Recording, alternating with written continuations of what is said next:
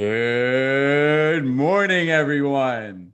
Welcome back to the Morning Dump, a fantasy baseball podcast.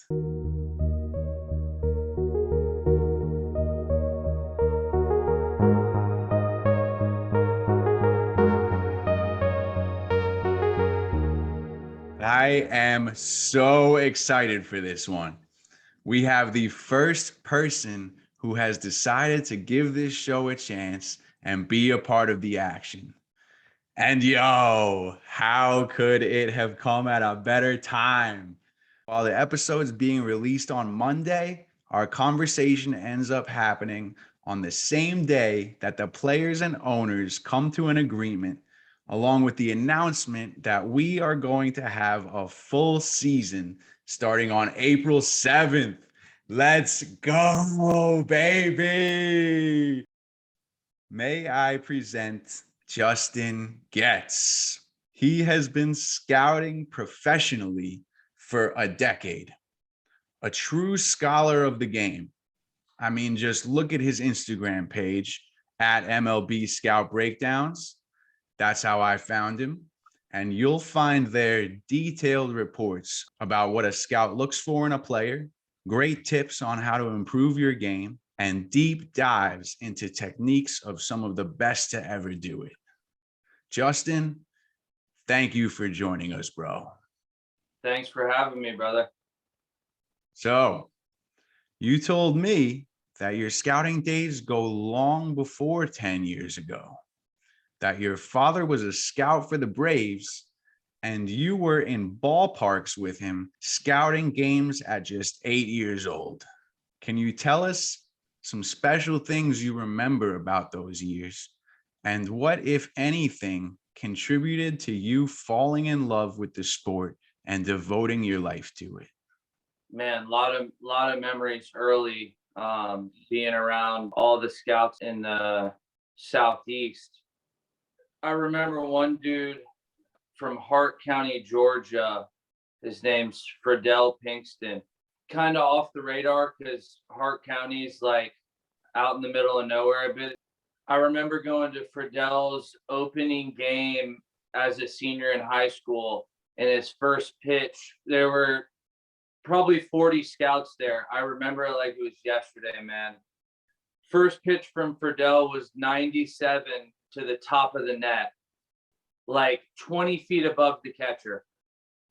And everyone's gun had 97. I'll never forget that one. He was drafted pretty high, offered, I think, $750K out of high school, turned it down, ended up taking $250 out of JUCO, I think, but he was an absolute legend, like 6'5", 6'6" dude, 230. I mean, absolute monster, dude. That was probably one of the coolest stories just because, like, that's not a name anyone really knows outside of the Southeast. I remember going to watch Brian McCann at Duluth High School growing up. My dad and McCann's dad, Howie, coached together at DeKalb College, which turned into Georgia Perimeter, which I think is no longer. But, dude, there were 5 or 6 big leaguers on that DeKalb College team. Howie McCann, Brian's dad, Brian and Brad's dad was the hitting coach, and my dad was the pitching coach. That team was stacked, man. Marlon Byrd was on that team. You know Marlon Byrd? I don't, but I did have Brian McCann on my squad in his late Astro years, just a few years ago. Good time, yeah. Marlon Byrd was a 10-plus year big leaguer. He actually taught Justin Turner some of the techniques that Turner uses today. Like, Turner was like a 240 hitter, hit with Marlon Byrd one off season, and then boom, he's the Justin Turner of today. So Marlon Byrd, Nick Green, there were five, I think 4 or 5 big leaguers off that team. JUCO team, just a small JUCO in the middle of Georgia, basically had like 5 big leaguers on it. That was a sweet squad. Frank Gore was a beast to watch in high school. All the scouts around the country, like a lot of them started in the Southeast when I was growing up.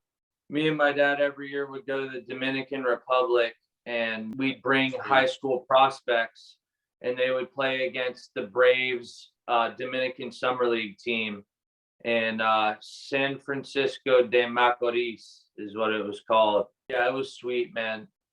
First time I ever met Dayton Moore, longtime Royals GM, was in the Dominican, and short, stocky white dude, and he spoke perfect Spanish. And just Very cool. another ode to how smart Dayton Moore is.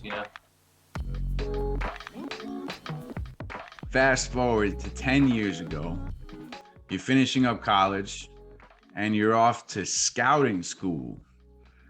What was that like for you? I picture it like you're one of those kids taking a foreign language class in school who speaks the language with their parents back at home. Well, yeah, I mean, it was a hookup by, I think he was an area scout then, or maybe a cross checker, but I think he was an area scout. Sean Gibbs, he's a really good scout for the Royals. I think he's the national cross checker now, but Gibby got me in. I was like, I can't remember, 23 maybe, really immature, but obsessed with baseball. And I was the youngest person there by quite a bit. Brian Moeller, who is the Red Sox scout in Georgia, he was in scout school with me. Brett Tomko, who's a longtime big league pitcher. Scott Thorman was a former Braves first baseman in the MLB. Canadian dude with like 80 raw power.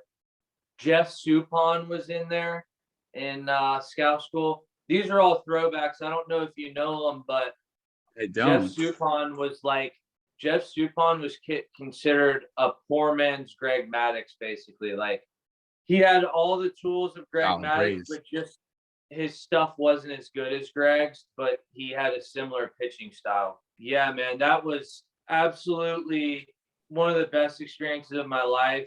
I knew the game really well. Like I knew how to tell like if a player was good, like if he was draftable or not. The terms and just seeing like the mechanics of a player and being able to speak that into a scouting report, I had no clue about, bro. And all we did was just study all day. I mean, it was I'm talking like 6, 7 a.m. to like all the way into the night, throwing in fat dips, bunch of coffee. That's dedication, man. The assistant GM of the Royals right now, JJ Piccolo, he's the one who ran it. That dude's a genius, man. Like the Royals are one of the smartest orgs I've ever seen. I have heard a lot of great things about their pipeline. Some young Yeah. studs coming up.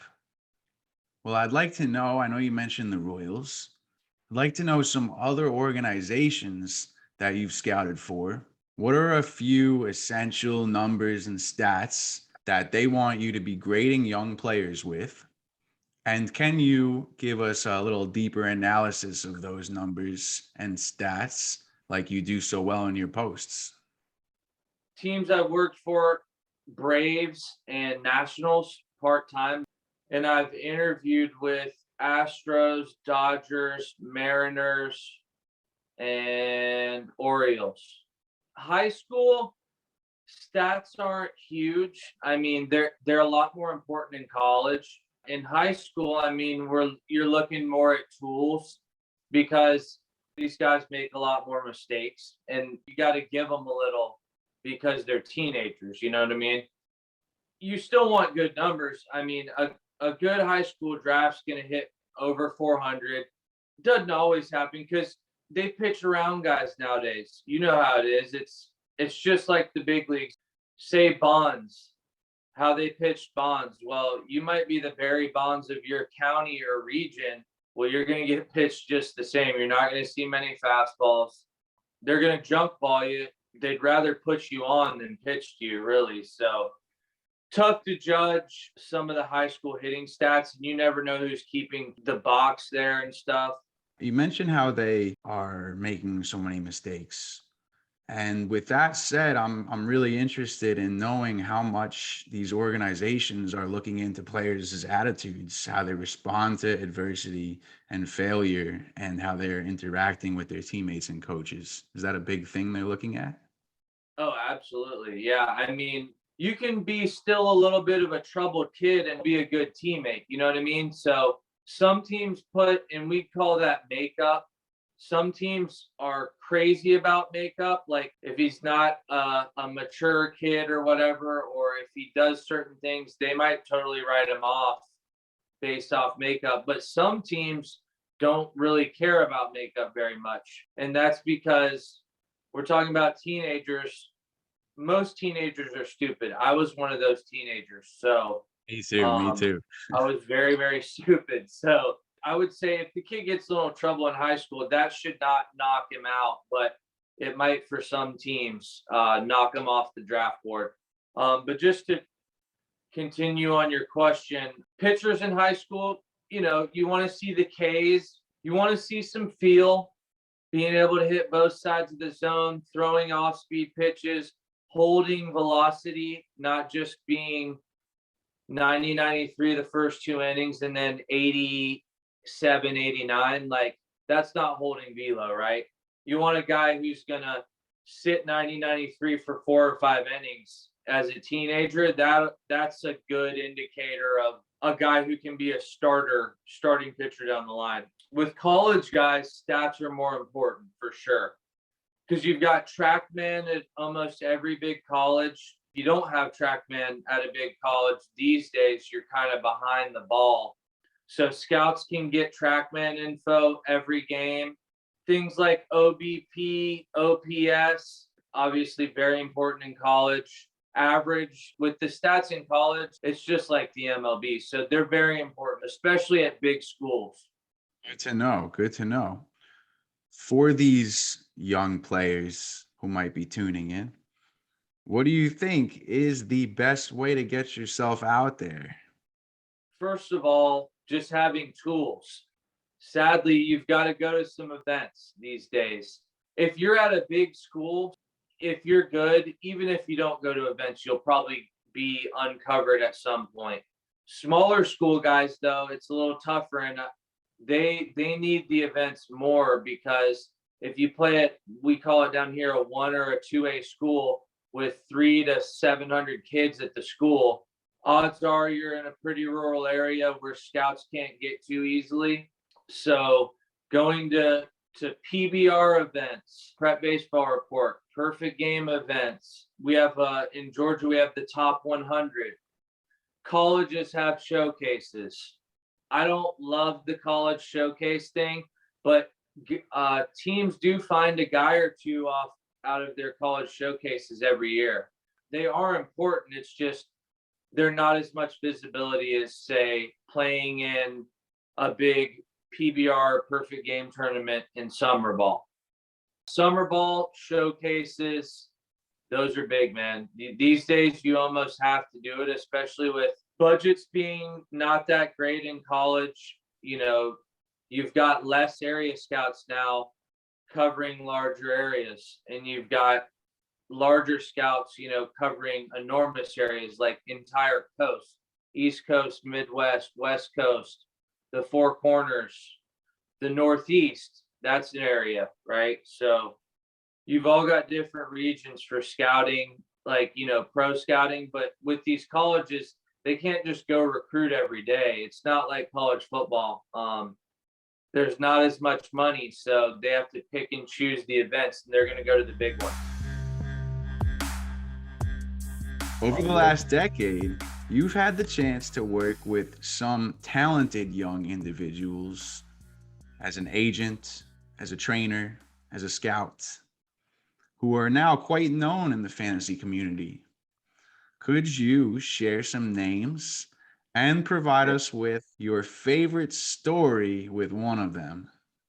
Yeah, absolutely. First, I'll just start because when you said fantasy, the first thing that hit me was Jared Walsh, my high school Oh, teammate, yeah. and I'm best friends with his older brother. So I've known Jared since he was like 14. He's always been good, man. I think I was a junior when he was a freshman, and he came in and was the best pitcher on the team. Didn't hit a bunch as a freshman. He would have been the best. He was the best hitter on the team, but you know how it is with like a freshman in high school. Like they want you to earn it a little bit or whatever.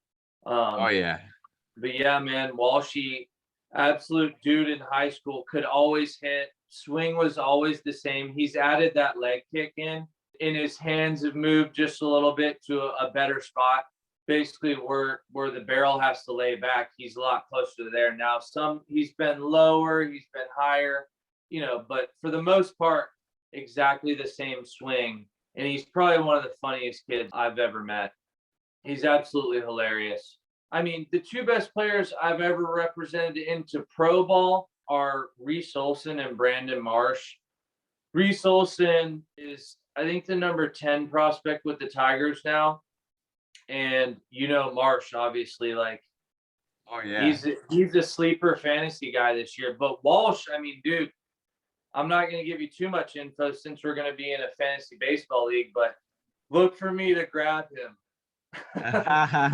You bet if I don't get him first. That's what I'm saying. Who's going to reach harder? Justin's going to be joining us in the Morning Dump OG Fantasy Baseball League this year. Really pumped to kick that off. We have a start date, so we'll be setting our draft soon.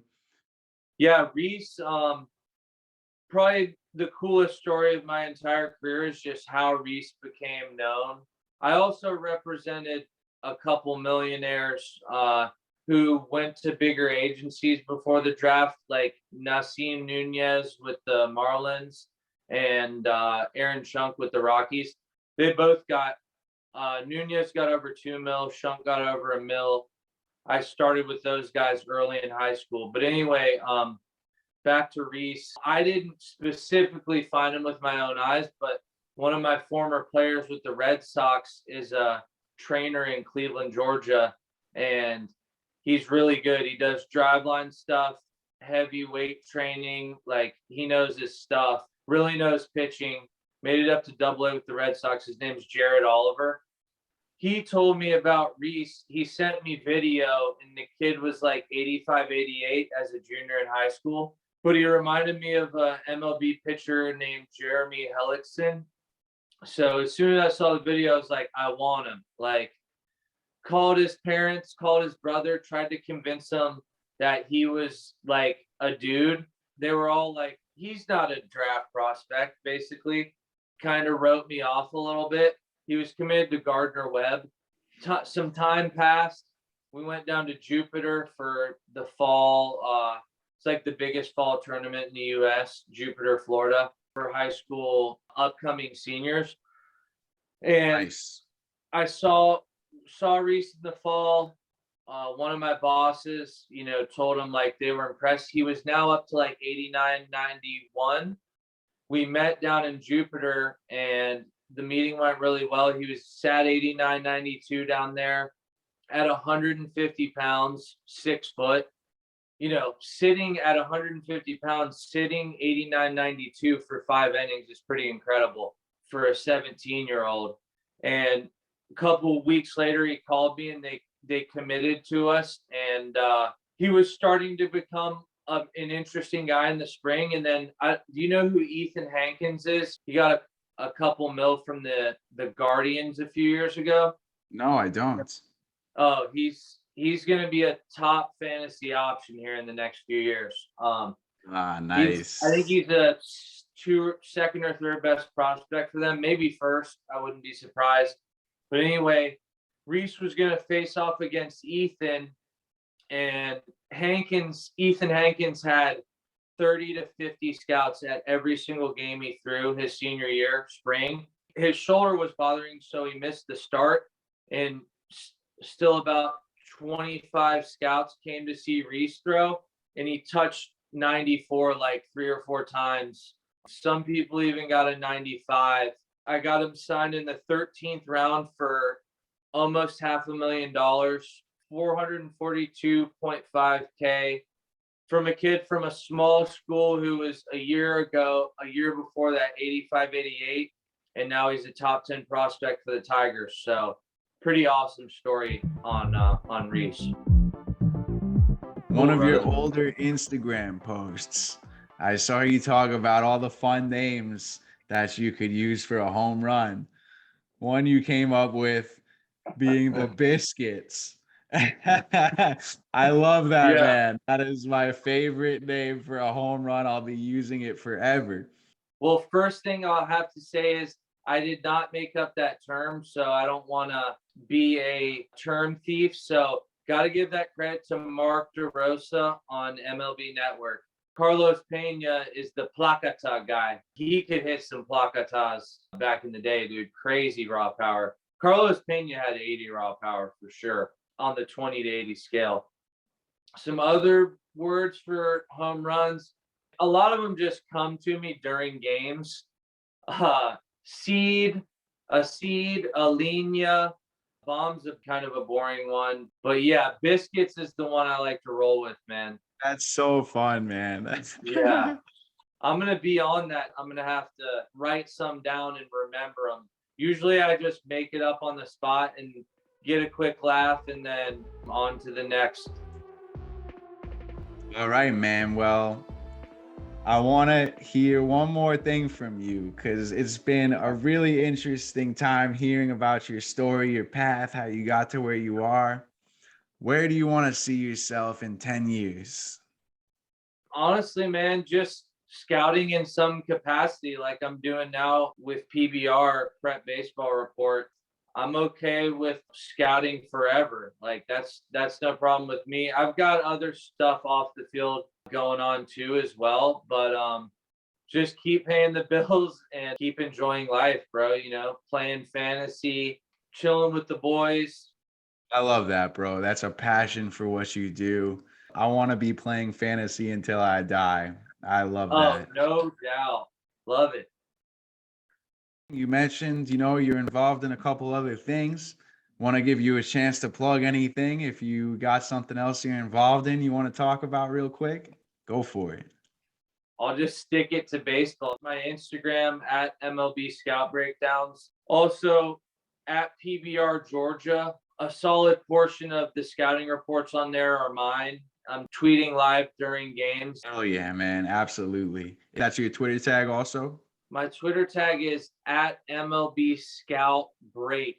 Killer. Hey, thank you Love again it. so much for coming on the show. I can't tell you how much I appreciate you being here. Definitely fun, man. Great questions you asked. My squad will be looking to take a morning dump on your squad here in the near future. Oh, amazing. Good stuff, man. We cap off every episode with one of these. Thank you all for tuning in. And remember, can't have your coffee without the morning dump.